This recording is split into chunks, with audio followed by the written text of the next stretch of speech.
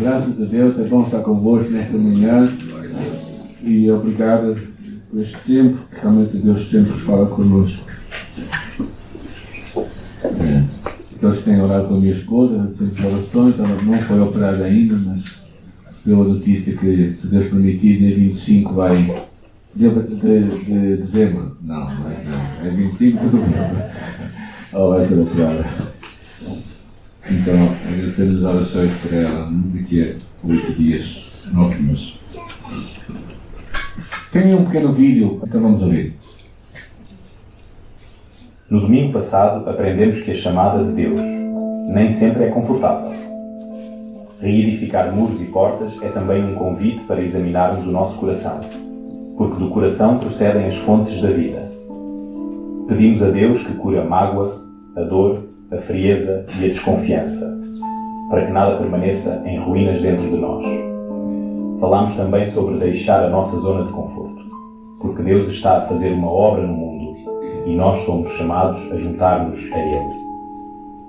Neemias assentou-se, lamentou, orou e jejuou. E esperou pelo tempo de Deus. Quando confiamos, a ansiedade começa a desaparecer. E agora, chegamos a Neemias 2. O que Deus está a preparar na tua vida?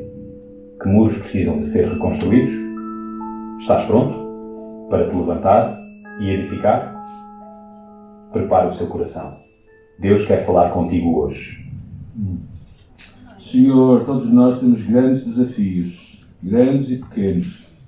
Necessitamos que o Teu Espírito nos capacite, nos dê coragem, nos dê fé, para avançarmos juntos para a visão que nos confiastes. Não permitas que o medo, a descrença, os nossos inimigos nos inibam de realizar a obra que foi confiada por Ti. Hoje vamos ler Neemias capítulo 2, que diz assim, versículo 1. No mês de Nisá, no 20º ano do rei Artaxerxes, quando eu estava servindo o vinho, dei-o ao rei. E nunca antes eu tinha estado triste na sua presença. E o rei me perguntou: por que o teu rosto está triste se não estás doente? Isto só pode ser tristeza do coração. E então tive medo diante. É interessante, estar a servir vinho triste é mau. Mas a questão principal é que o que acontece neste episódio é que tinham-se passado 4 meses, desde que 4 meses... Quantos meses? Ok, 4 meses. Desde que ele começou a orar e a jejuar. Não foi de um dia para o outro. E chegou este dia, era um dia mais que ele estava lá a servir. E de repente ele disse que ele sentiu que aquele era um momento de grande tristeza. Ele tinha responsabilidade para preparar o vinho e chegou a oportunidade, a altura oportuna que havia para ele. E o rei Artaxerxes nota que ele está triste. Claro, um provador de vinho triste é mau sinal, gente. É porque o vinho não é grande coisa. Não, mas e também era assim, ele não estava contente com aquilo que estava a fazer. E claro, aquilo também, ao mesmo tempo, havia 2 coisas aqui que estavam em causa. Não é? Apresentar-se assim era como que uma ofensa ao rei da Pérsia. Mas Neemias também sabia que o seu pedido podia desagradar muito o rei. E então, sensatamente, ele faz uma coisa interessante. Ele diz que o rei viva para sempre. A cidade em que está o sepulcro dos meus pais está devastada. E as suas portas foram destruídas pelo fogo. Ele, sensatamente, não cita que aquela cidade é Jerusalém. Porque ele não sabia muito bem o que é que ia causar no rei. E Neemias conta a sua tristeza. E naquela altura, depois de ele falar isto, o rei lhe diz: o que estás me pedindo? E nessa hora, eu pus-me de joelhos e fiz uma oração. O que é que diz a Bíblia? O que é que ele fez? E nessa hora, nesse minuto, eu orei. Quanto tempo é que foi a oração dele? Hã?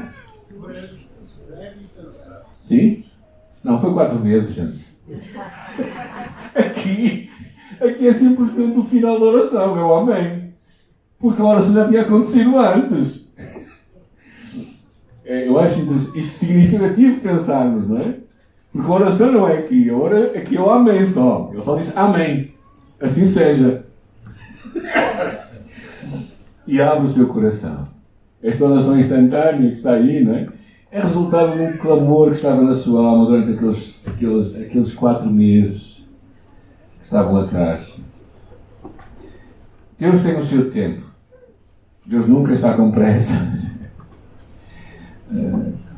E às vezes nós achamos que a nossa pressa vai acelerar as coisas a acontecer, não é? Mas não deixemos fugir a oportunidade que Deus tem para nós. Perseveremos firmes em oração em todo o tempo, porque a hora vai chegar. E temos de estar atentos ao facto de Deus responder às nossas orações, mesmo aquelas que nós já temos feito há muito tempo atrás. Eu me lembro na minha juventude, há um tempo atrás, quando eu estava a orar na escola bíblica, no IBP, orando pelos 2.000 cristãos que haviam no Nepal, por a igreja perseguida do Nepal, a igreja que era... E o grupo de cristãos, particularmente da OM, que faziam umas cartas de oração, que chegavam até nós, e que nós orávamos. Um missionário português que chegou até ao Nepal, chamado João Beirão. E porque nós orávamos? E orávamos porque, pela perseguição dos 2.000 cristãos, hoje no Nepal há um avivamento espiritual, há igrejas que estão a abrir como nunca aconteceu. Orações respondidas. A minha irmã orou 14 anos para o meu cunhado até ele se converter.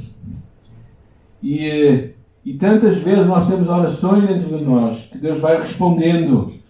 E às vezes nós pensamos que nós oramos e as coisas acontecem assim, no estalar de dedos. Não, mas Deus é um Deus que nunca está com pressa. Neemias busca acima de tudo a direção de Deus. Porém, ele também, percebemos pela história que ele usa os recursos humanos, incluindo as suas capacidades intelectuais, a sua experiência de passado, a sua sabedoria, a sua posição social. O que significa que não é incompatível tu orares e usares o que Deus te dá e tu te equipares para as coisas. Às vezes nós parece que criamos uma dicotomia em que nós ou somos espirituais ou somos materiais ou secularistas. Não. Deus usa-nos tal qual nós somos e tal qual nós estamos. E é importante que tudo o que nós temos esteja disponível para Deus. E é interessante porque Ele usa tudo o que Ele tem para ser usado por Deus. O que percebemos nesta história, claramente, é que Neemias tira vantagem daquela situação. O que é que ele faz? Ele pede ao rei que envie cartas de proteção e recomendação para Neemias. Ele pede ao rei soldados e oficiais do seu exército para proteger na sua viagem até Jerusalém. E não somente isso, ele pede ao rei madeiras para reconstruir as muralhas e as portas. Muito interessante. Um homem ousado, não é? Ele quis tirar vantagem na posição que ele tinha. Ele diz assim: tu, ó rei, versículo 7, se for do teu agrado, que se providenciem cartas para os governadores do território a oeste do Eufrates, para que me deixem passar e assim eu possa chegar. Eu acho interessante esta sabedoria deste homem, que às vezes nós parece que pensamos que só as pessoas mais simples ou com poucas habilidades ou poucos recursos financeiros é que são pessoas de oração. O que percebemos em Neemias é que ele era uma pessoa, ainda que fosse copeiro do rei, ele tirou vantagem da sua posição. Era um homem de influência. E ele soube usar aquilo para conseguir cumprir a chamada de Deus para a sua vida. E eu acho que esta sabedoria de vermos que tudo é de Deus. E não é somente as nossas orações que são de Deus, mas a nossa sabedoria é de Deus. A nossa profissão é de Deus. A nossa habilidade é de Deus. As nossas capacidades são de Deus. E podemos usar tudo isso para Deus. É uma vida que não é uma vida dividida, é uma vida integral. É curioso que Daniel, 95 anos antes, já tinha profetizado a reconstrução daquela cidade, em Daniel capítulo 9, 25. Mas o que é interessante nesta história, vocês repararem que é uma constante, é o que diz o versículo 8. Depois de tudo aquilo, ele diz assim: e o rei me deu segundo a boa mão de Deus uma constante que percebemos em Neemias é este tributo que ele dá a Deus. Este tributo que ele dá, que ele percebe que ainda que ele seja um homem de influência, um homem de recursos, ele reconhece que no final de tudo é Deus que faz as coisas acontecer. E na tua vida também, na minha vida, tantas vezes nós nos esforçamos, nos empenhamos, fazemos tudo às vezes de uma forma tão com tanto na nossa força, que esquecemos que o final de tudo, da história, é Deus que faz as coisas acontecer. Mas eu acho que nesta história é muito importante nós sempre aprendermos a reconhecer que é Deus que vai fazer as coisas. Ele volta a este tema no final do versículo 20. O Deus do céu é quem fará com que sejamos bem-sucedidos. Ele sabia que tudo, no final das contas, dependia de Deus. Mas ele precisava de estar disposto. Ele precisava de estar disponível. Ele precisava de estar preparado. Então, o que é que ele faz? Ele prepara-se para aquela obra. E ele percebe uma coisa. Cada história tem 3 lados. O meu, o teu e os factos. Ou seja, ele decide fazer uma coisa. É muito interessante porque o que ele faz, ele diz, o versículo 9 começa a contar que ele chegou e ele foi até aos governadores do território e lhes entrega as cartas do rei. E além das cartas, o rei tinha enviado comigo oficiais do exército e cavaleiros. Também, reparem aqui 2 nomes, Sambalat e Tobias, ouviram isso e ficaram muito irritados por saber que alguém havia se interessado no bem dos israelitas. Ou seja, aqueles homens achavam que o melhor para os israelitas era morrerem esquecidos. E começa aqui a oposição, ainda que pequena. Mas ele, quando chega a Jerusalém, diz assim: cheguei a Jerusalém depois de 3 dias. E depois de 3 dias. Agora, quanto tempo ele demorou até chegar a Jerusalém? Se fosse só uma criança que eu perguntasse e lesse esta passagem, quanto tempo é que acham que ele diria? Quanto tempo vocês acham que ele demorou até Jerusalém? Veio da Pérsia, para lá do Irão, até Jerusalém. Sem Uber, sem Flixbus, sem Rodoviário Nacional, sem CP, sem carro, sem nada. No mínimo 2 meses. Nós lemos a história, mas às vezes não percebemos o tempo. Aqueles 2 meses que ele teve de ansiedade a passar por diferentes territórios, a dizer como é que a coisa vai ser. E quando ele chega lá, ele precisa de 3 dias. Descansa. O que é que ele faz em 3 dias? Descansa. E depois levantei-me, e é interessante o que ele faz. Levantei-me de noite e saí com alguns dos meus homens. E eu não disse a ninguém o que Deus me tinha mandado fazer. Porquê que ele não diz nada a ninguém? Algumas sugestões? Não se espalhar coisas inimigas. Talvez antecipando inimigos, ele não queria muito que eles soubessem. Ele queria repousar naqueles 3 dias. Ele queria dormir naqueles 3 dias, queria Não repousar. queria dormir, mas queria refletir. Refletir, ok. Não era dormir, mas é poder dormir. Sim. Avaliar a situação em que estava. Sim, exatamente. As outras pessoas poderiam ter feito. Diz? As outras pessoas poderiam ter feito, ouvir o que Deus lhe ia falar. E também ele precisava ter uma convicção daquilo que ia acontecer. Ou seja, ele não queria começar a se encher pelos ouvidos das pessoas, não é?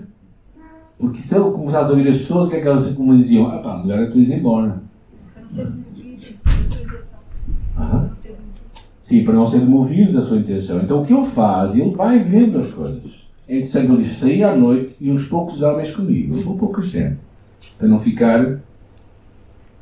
E o que ele vê é que os muros estavam assolados e as portas estavam consumidas pelo fogo. Quando ele sai com um cavalo, e os que vão com ele não levam cavalo nenhum. Vão a pé. Mas o que acontece é que os escombros eram tantos que os cavalos não conseguem passar por ali. Ou seja, o que ele faz? Ele vai basicamente recolher as notícias. É curioso, que a história nos conta que havia 12 portas. As portas, E neste caso, de Neemias, são dadas de acordo com as suas funções. As portas que fala ali, a porta velha, a porta dos cavalos, a porta dos peixes, a porta das ovelhas, para onde entrariam as ovelhas para o sacrifício, a porta do cárcere. Então eram portas que estavam assim. Mas a tradição hebraica é muito interessante, eu não resisto a vos contar isto. Diz que Jerusalém tinha 12 portas, mas havia, claro, porque aquelas 12 portas eram simbólicas, que eram as 12 tribos de Israel. Mas havia uma 13ª porta, que era reservada para aqueles que não sabiam de que tribo vinham, ou para que os gentios e os estrangeiros pudessem entrar. Eu acho muito interessante esta história, porque eu acredito que o nosso Deus não é um Deus missionário no Novo Testamento. O Evangelho não chega até nós no Novo Testamento. O Evangelho vem desde a criação do mundo. Deus, desde o princípio da criação, planeou que todo homem, mulher, em todo lugar, pudesse amar e conhecer Jesus.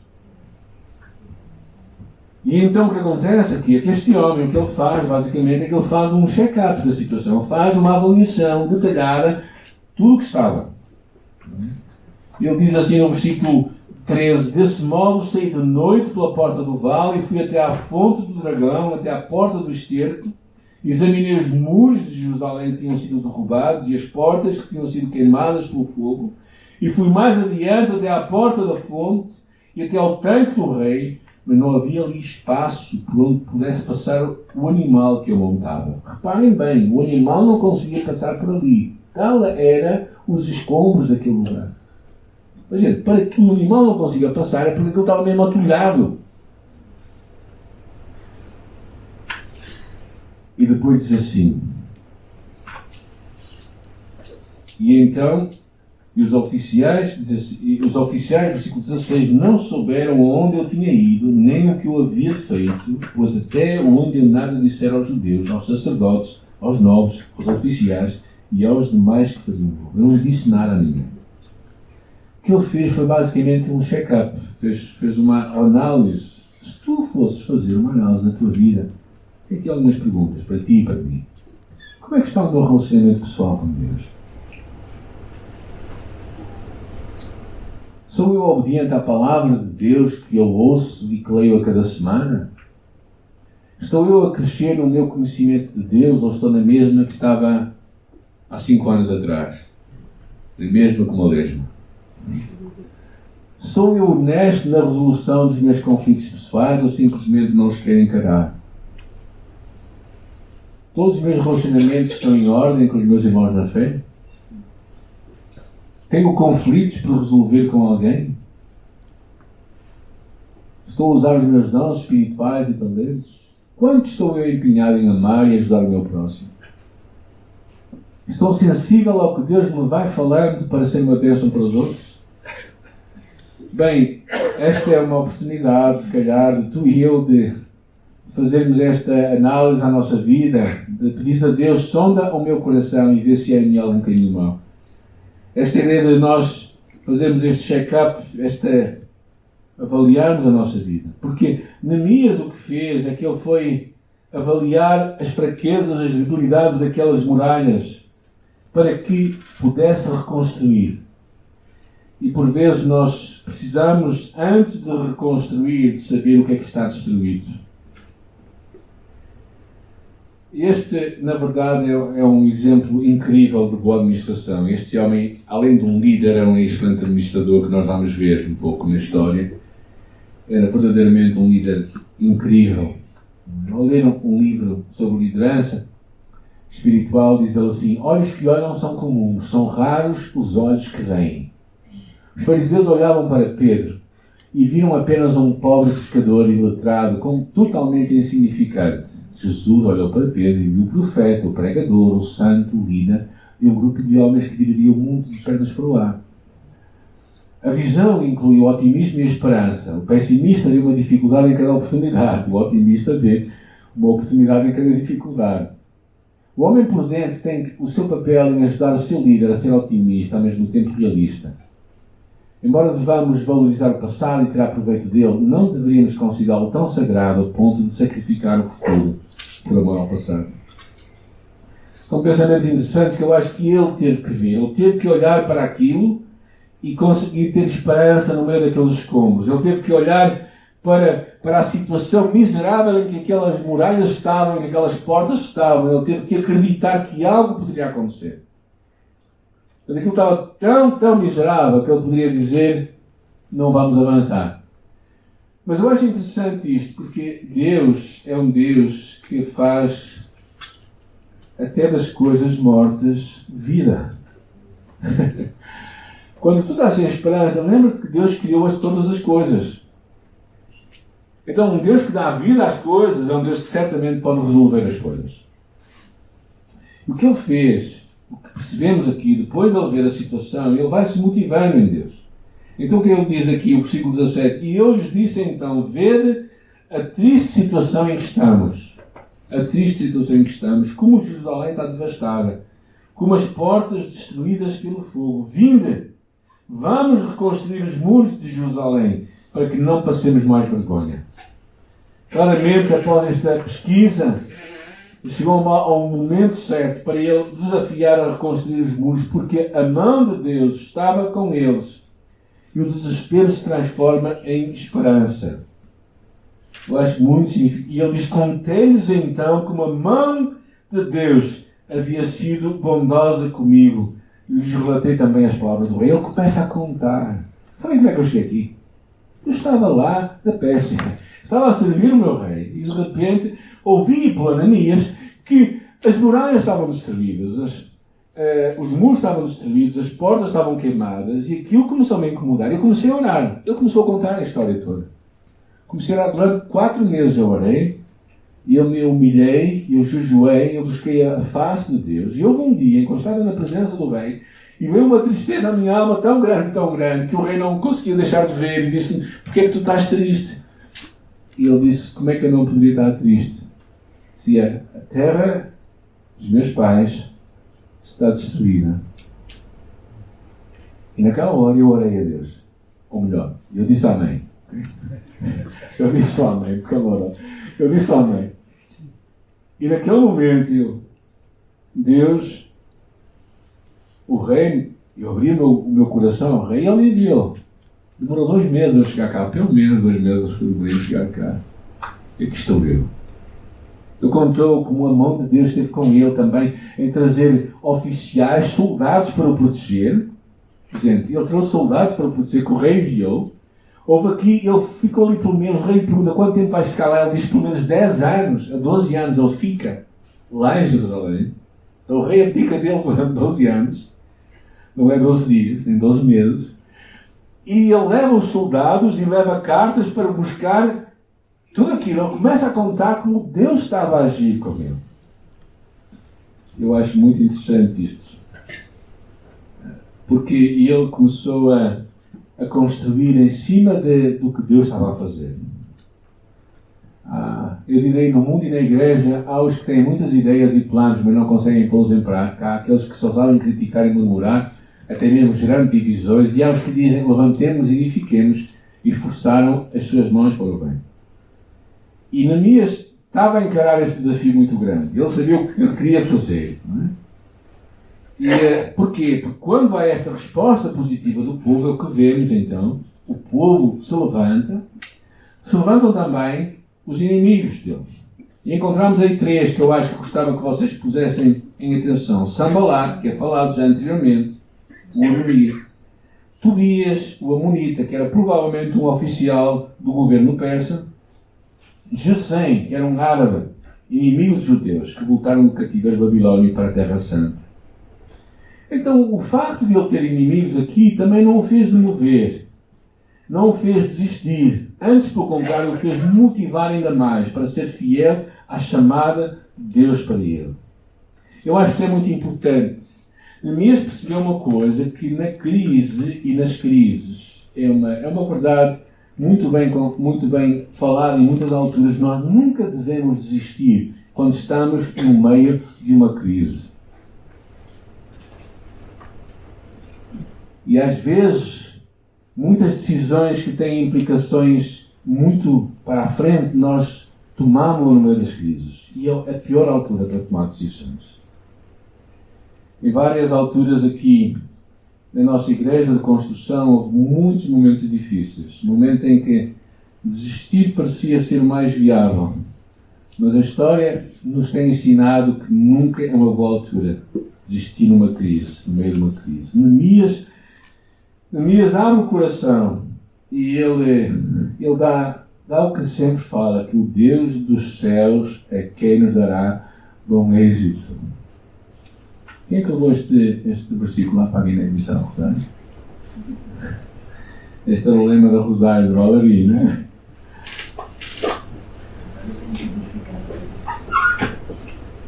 E ele sabia que era Deus, olhando para Deus, levantando os seus olhos para Deus.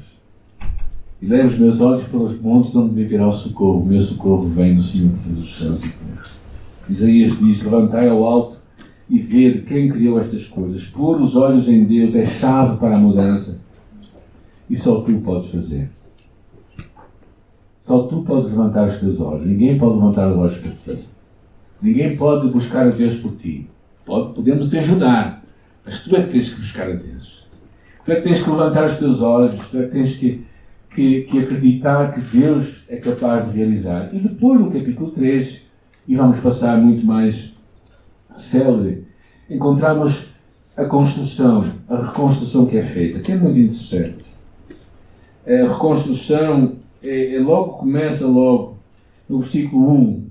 Eliacibe, o sumo sacerdote, e seus irmãos, os sacerdotes, dispuseram-se então a reconstruir a porta das ovelhas. O que era a porta das ovelhas?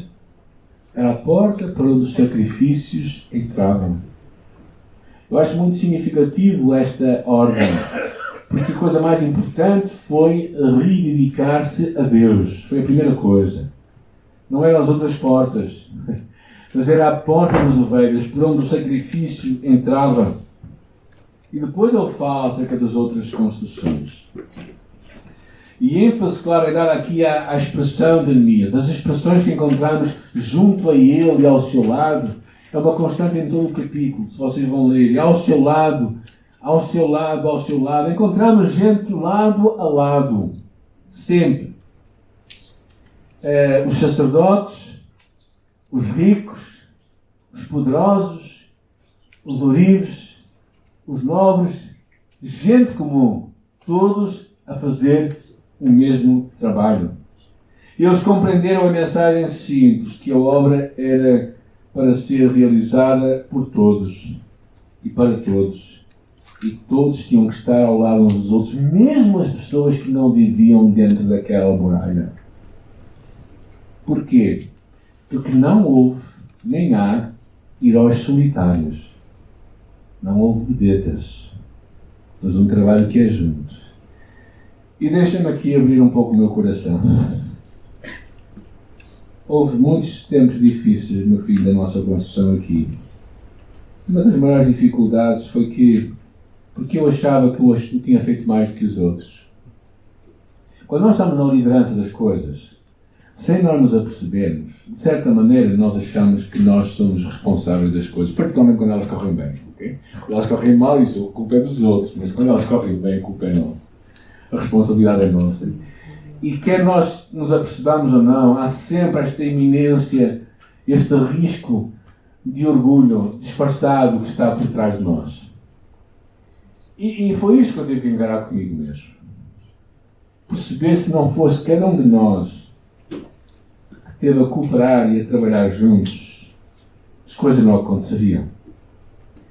E eu acho que isto é muito significativo para nós líderes, percebermos que ainda que nós possamos liderar e mobilizar e fazer coisas acontecerem, as coisas não acontecem pela tua força, pelo teu poder. E mesmo que ninguém tivesse te ajudado, é Deus que faz as coisas acontecerem. E é importante nós, às vezes, como líderes de ministérios, estando à frente de alguns projetos, não deixarmos que o orgulho, que sempre vem mascarado de alguma autocomiseração, às vezes, ou o que seja, não é? Nós sempre precisamos de ser honestos, não é? Faz-me lembrar uma história de um pregador, eu penso que foi Lutero, que uma vez ao sair da igreja, alguém lhe disse: gostei muito da mensagem, dizer assim, pois o diabo também me disse mesmo lá atrás. Não vos estou a encorajar a dizer alguma coisa positiva, mas o que eu quero dizer é que às vezes estas coisas, não é? Pode crescer dentro de nós orgulho. E este é o ponto. E Neemias foi um mobilizador incrível. Se vocês lerem este capítulo 3, que eu vos encorajo a ler, vocês vão perceber como ele sabia mobilizar, encorajar, animar, fortalecer. Por um lado, para aqueles que são líderes, têm esta tentação. E por outro lado, para aqueles que não são líderes, têm esta tentação. Não sou preciso. Sou mais um. Se eu não for, ninguém nota. Não. Nesta história, gente, é muito bonito. Se vocês lerem, é muito bonito. Cada família está a trabalhar junta, sabe que o seu trabalho é importante. Lado a lado é a expressão muitas vezes usada aqui. Muitos aguardam que sejam os pastores, os missionários, os líderes da igreja a fazer toda a obra. Isto não foi, nem será nunca o plano de Deus. Os teus amigos, os teus familiares, a tua vizinhança, os teus relacionamentos, só tu os tens e só tu os vais alcançar. Na próxima semana vamos ver como é que as muralhas eram edificadas frente à oposição veloz que se levanta dentro do povo de Israel e fora do povo de Israel. Ainda hoje, esta é uma constante. Há pessoas que se levantam movidas por diferentes razões, motivações para bloquear o que Deus quer fazer em nós e por nós. Mas também veremos como é que a restauração do culto a Deus acontece. Capítulo 4, versículo 6 nos diz assim. Alguém pode ler 4, 6? Neemias.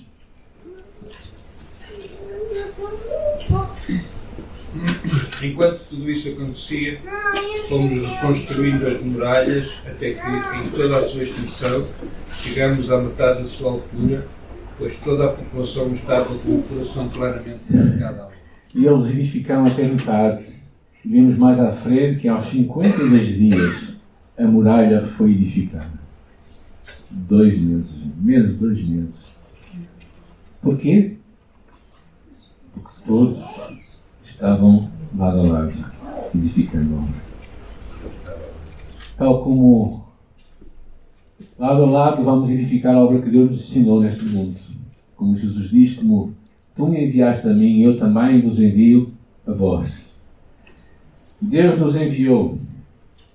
Já perceberam isso, não é? Nós já fomos enviados. Não estamos a ser enviados. Nós já fomos e continuamos a ser enviados. Mas Deus já nos enviou para o mundo. E claramente fica muitos desafios para mim aqui nesta passagem. Uma delas é a importância de sermos honestos. A importância de vermos as coisas como elas são. De procurarmos ser o mais honestos possíveis quando abordamos a nossa vida pessoal e quando abordamos as dificuldades que nós temos à nossa volta.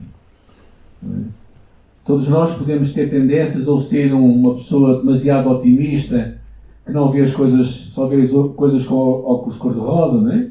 Ou então sermos demasiado pessimistas, em que usamos óculos tão densos que nem conseguimos ver nada à nossa frente. Então temos que gerir um pouco, os mais otimistas precisam de gerir um pouco mais ser realistas e os mais pessimistas precisam um pouco de ser mais otimistas. No sentido em que não devemos deixar que as circunstâncias à nossa volta, ou mesmo na nossa vida pessoal, as lutas que nós temos, a nossa dificuldade, nos levem a descrer no poder de Deus para mudar a nossa vida. E sermos pessoas diferentes e transformadas por Deus. Eu acredito muito nisto. Celebrar a restauração, algumas pessoas têm estado a fazer e são parte, percebem que Deus é um Deus que quer restaurar a nossa vida. Então não podemos desistir da mudança que Deus está a fazer em nós quando Deus não desistiu de nós. Não temos autorização. Segunda coisa que eu acho é a importância de persistirmos no meio dos desafios que nós temos.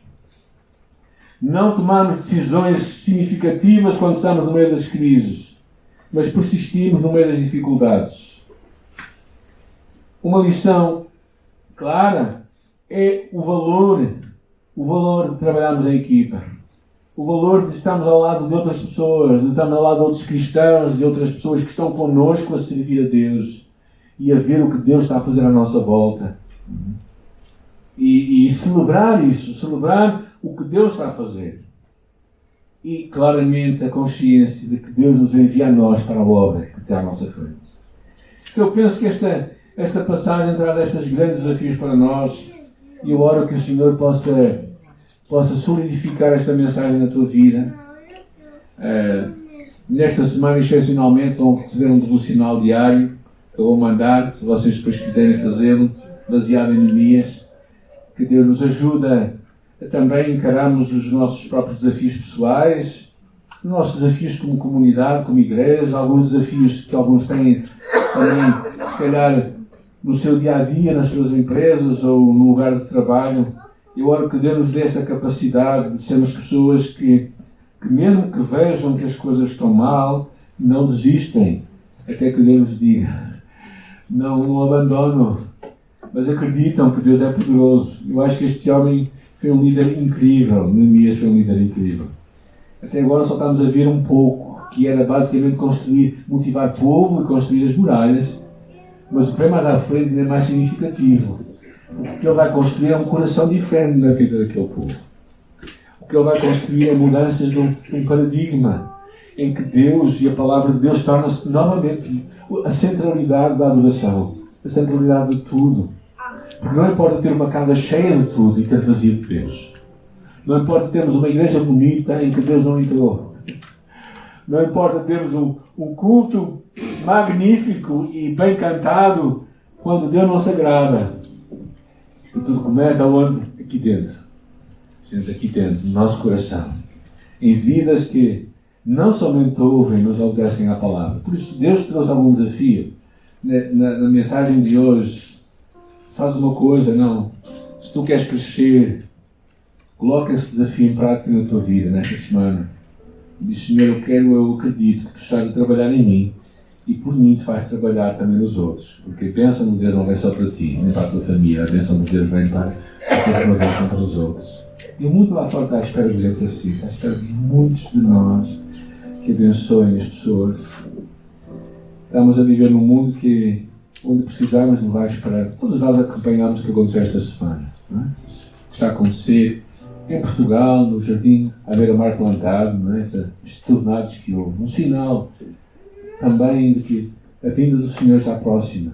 O que está a acontecer em Israel, em Gaza, como Israel volta, é sempre o centro do mundo, de um país pequeniníssimo a nível numérico, de influência, alguma influência, mas muito pequena, mas é o centro do mundo. Porquê? Porque Cristo irá voltar ali, no centro do mundo.